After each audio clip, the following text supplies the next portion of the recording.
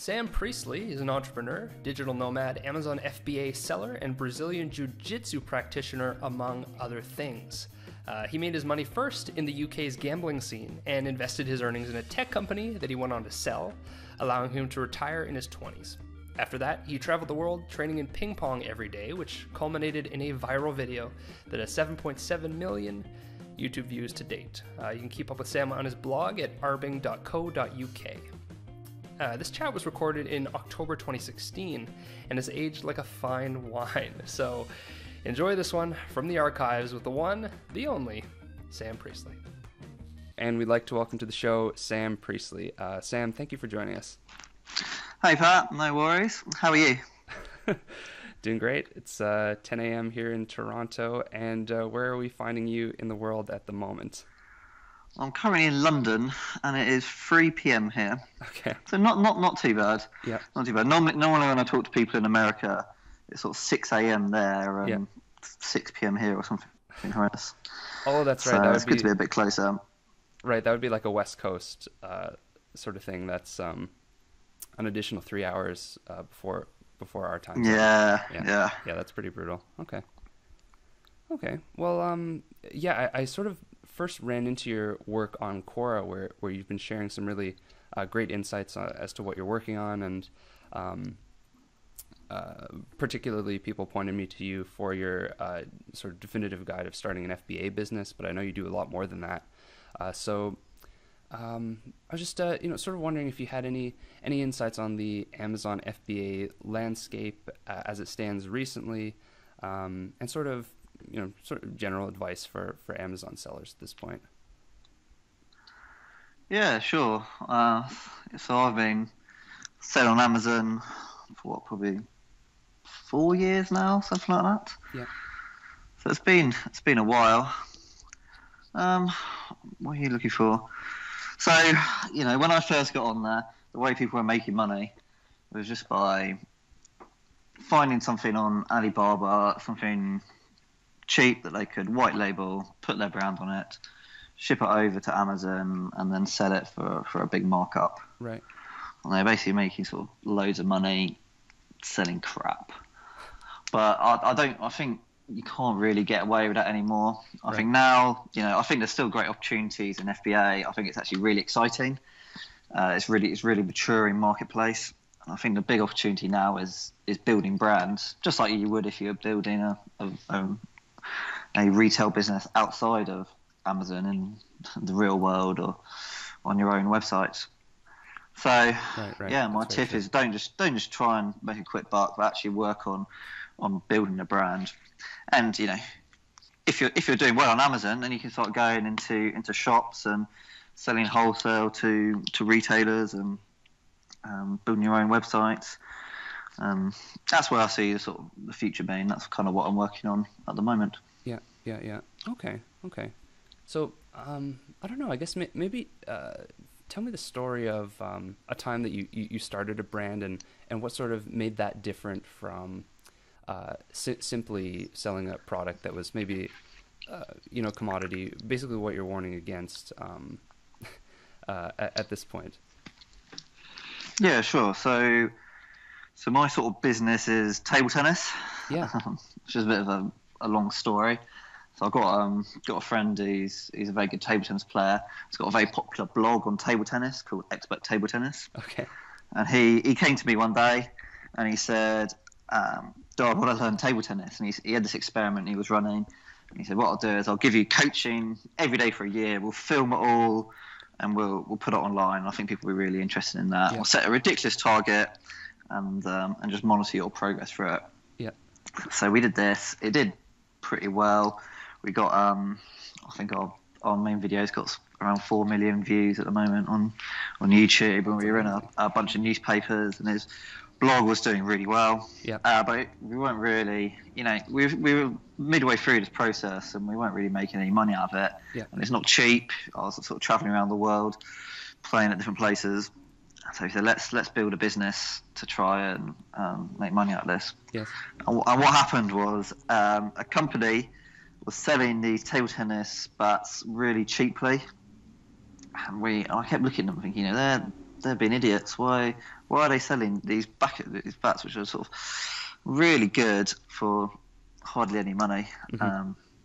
They must be, yeah, I don't understand the business model. And lo and behold, they went bankrupt and they closed down. So we sort of got in touch with them. We said, "Oh, can we buy your sort of bat catalogue?" Because I thought, this is a way to make a little bit of easy money. So we did that. We stuck it on Amazon. We doubled the price they were asking. It started selling quite well. Then we went to the company who manufactures bats, and we bought loads more. Okay. And we started, we did quite well. We got to sort of number one on Amazon. We were selling loads and loads and loads. And then, as you guessed it, other people started going to the same company and buying the exact same bats and just undercutting us on price. Yeah. So we ended up in a situation where we've been doing quite well for a few months, finding this little arbitrage, and then next thing you know, we've lost it all. Yeah. So approximately what year was this?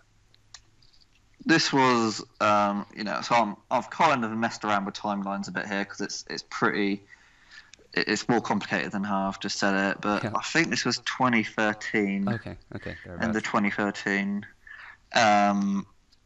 midway through 2014, where basically this business sort of fell apart. Yeah. And so we said, so our sort of solution was scrap that business altogether, go and develop our own bats, which are unique to us, with our own brand on it. Sure. Yeah. That are different to the ones we were selling before. So we basically we improved on what that company were doing before.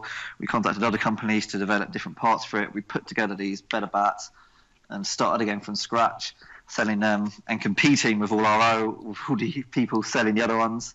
Yeah. Which it was a really annoying situation because we put all this time in marketing and then other people were just benefiting from all that work.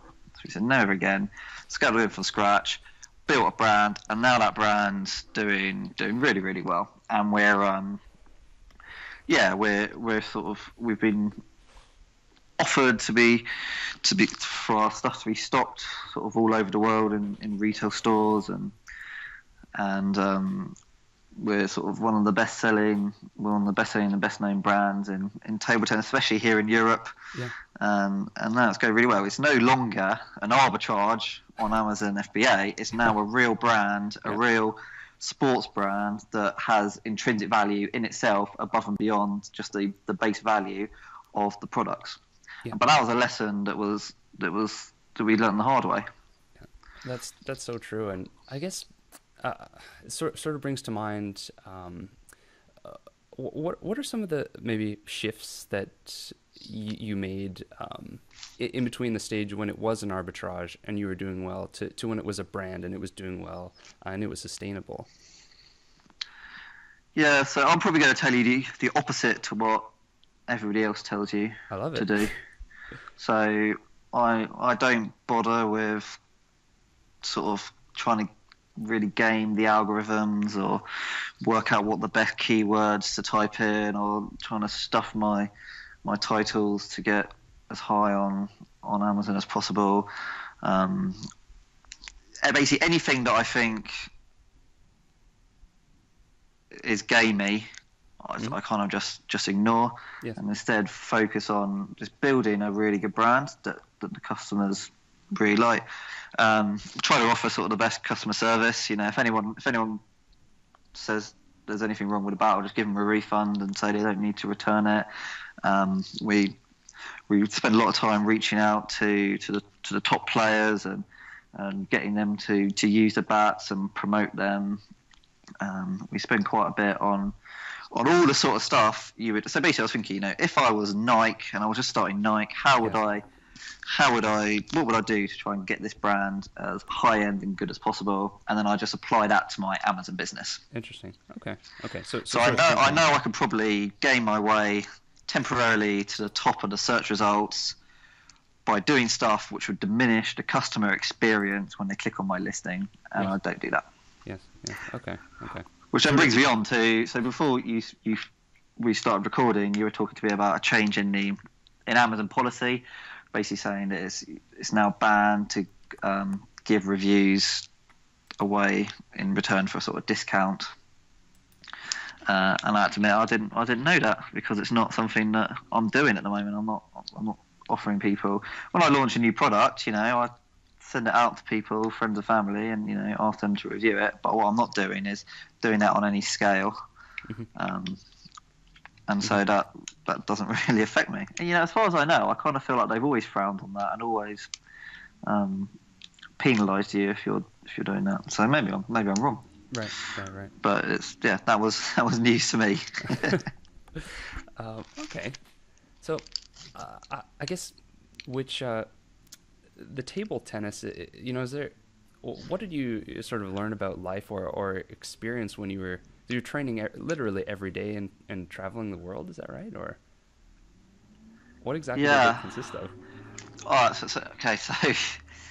so my sort of history is maybe like 10 years ago. I sort of got into online gambling and something called arbitrage, which is effectively where I know gambling is sort of illegal in the US, so this doesn't really apply to probably you or most of your listeners. But here in Europe, this is quite a big thing, where gambling is part of our culture. Where I would basically say arbitrage, where you go to different bookmakers, you get all their odds, and then you find out where bookmakers have mispriced odds, and you can bet on every outcome to lock in a profit. Interesting. So I started doing that when I was at university. I did pretty well out of that. Didn't need to get a job. Did that full time for a few years, and then kind of retired. Then after a few years, made a decent amount of money. I invested that all in a tech startup, which we ended up selling about a year later for not a huge amount, but enough that I sort of have no real need to work. Right. So most of the stuff I'm doing is kind of just for fun, right. Because I find it interesting. And so because of that, I ended up going and doing sort of like weird experiments, one of which was this table tennis thing. Yeah. I sort of spent a year trying to learn table tennis. And then after that, I kind of did the same thing again with Brazilian Jiu-Jitsu. That's sort of over the year mark, and I'm still trying to learn that. And so what did I learn about it? It wasn't that fun. It was a lot of hard work, but it was worth doing. So between the two, say like the table tennis and the Brazilian Jiu-Jitsu, which one do you think people should consider taking up if they wanted to be better prepared for life or build like a sort of cross-disciplinary skill set?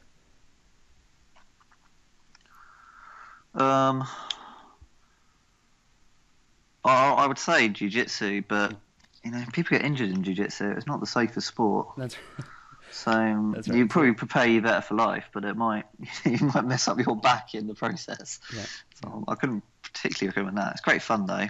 Yeah. The thing I've done that's most prepared me, I think, for life is I spent about 3 years volunteering as a policeman.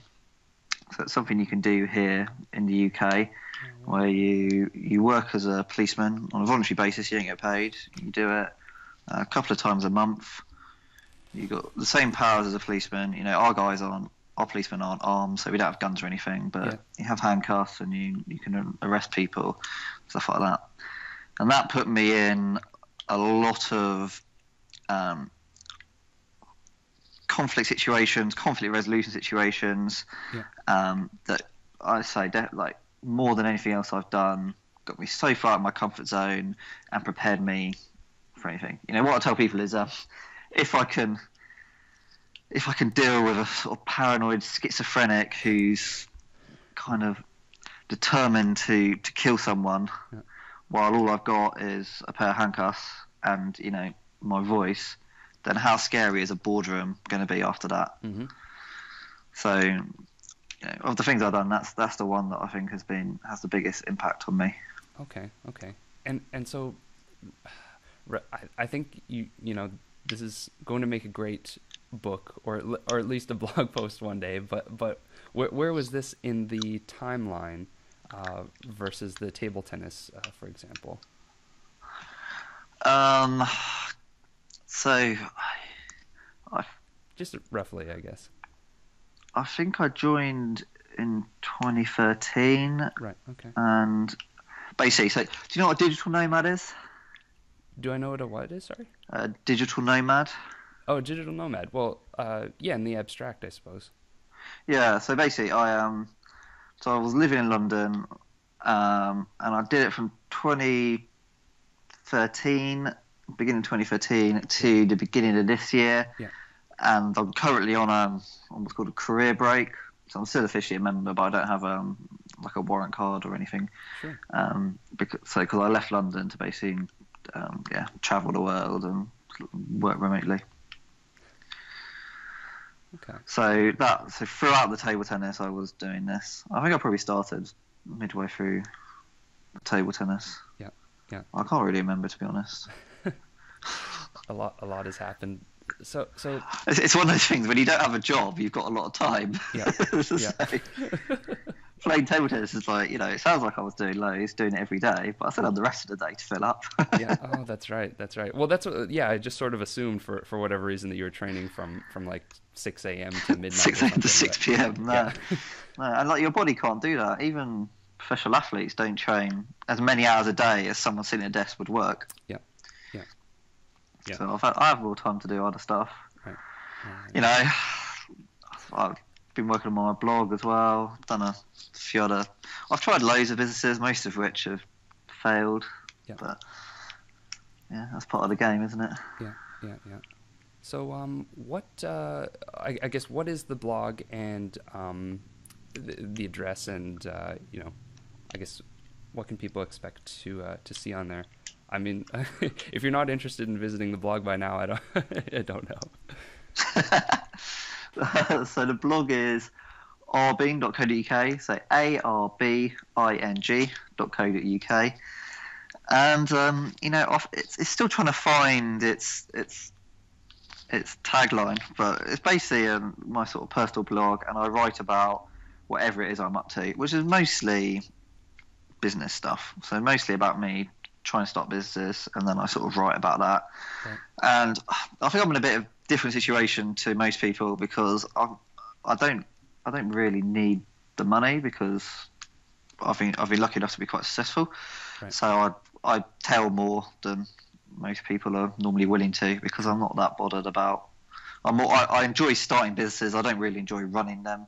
So once I started them, I'm happy to sort of write a blog post and tell everyone exactly what I've done. Right. Right. And originally the blog was just a sort of a journal. I don't have any adverts on there, but I do have. If I talk about something, I'll put an affiliate link in, and it's got popular enough that I'm now making sort of a full-time income just off the blog as well. So again, it's another nice benefit. Tremendous. That's really good. So yeah, it's arbing.co.uk. Yeah, check it out, right. And drop me an email, and I'll try and reply. Okay. I don't reply to many emails, but I'll try my best. Well, not everything's worth it, to be quite honest. I'm glad you replied to my email though. So yeah, but I ignored it the first time, didn't I? And you chased me up twice or something. I can't remember now. It's what we do. Well, and actually, you caught me in a good mood, obviously. Okay. So I'm glad to be here. You're just coming from jiu-jitsu, right? So that probably helps. Yeah, I've just got all my energy out, so I'm feeling very relaxed. Good. So I guess I don't know. You can do whatever you want, of course. Do you have any inclinations or interests as to what's next for you? Yeah, I do. I'd quite like to start a brewery, of all the random things. I think that'd be really interesting. Yeah. I kind of have this idea that everybody has a business card, and whenever you go to a conference or you meet people, they give you a business card. And you end up with a pile of these rubbish business cards that you sort of never look at again.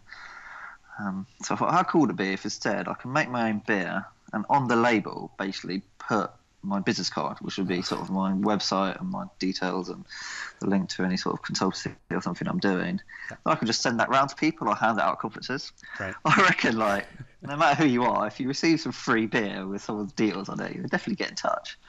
It'd be quite cool. Okay, interesting. So that's kind of in the back of my mind. I like it. But you know, I'm getting married in next year, so Congratulations.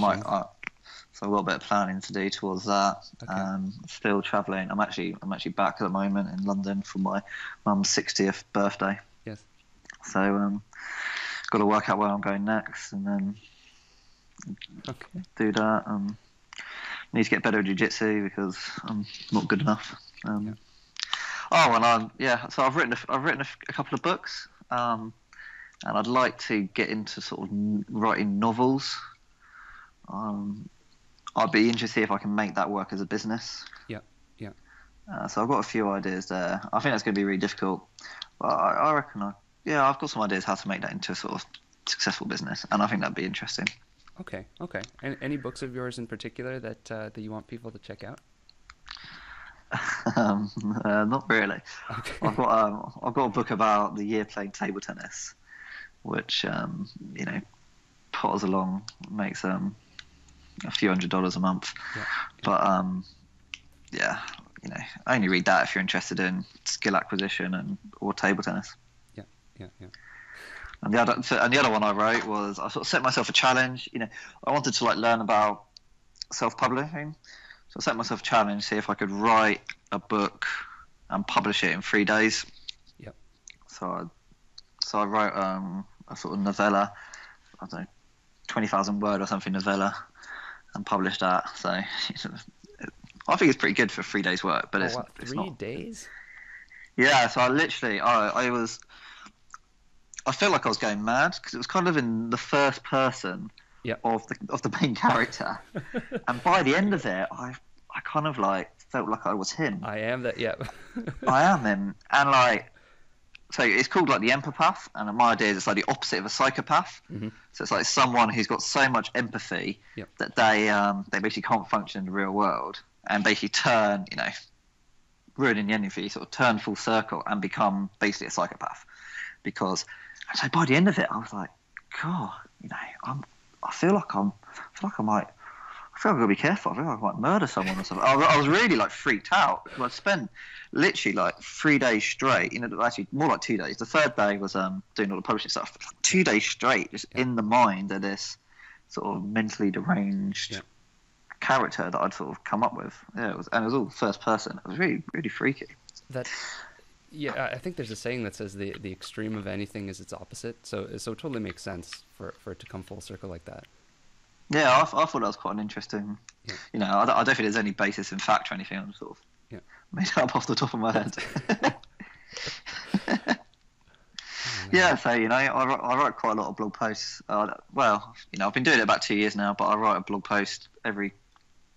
Again, people say if you want to make a successful blog, you've got to blog at least 3 or 4 times a week. I sort of ignore all that, and I blog about twice a month. Yeah. But I sort of make sure there's stuff I'm kind of proud of. Yeah. And then I do some sort of really in-depth stuff,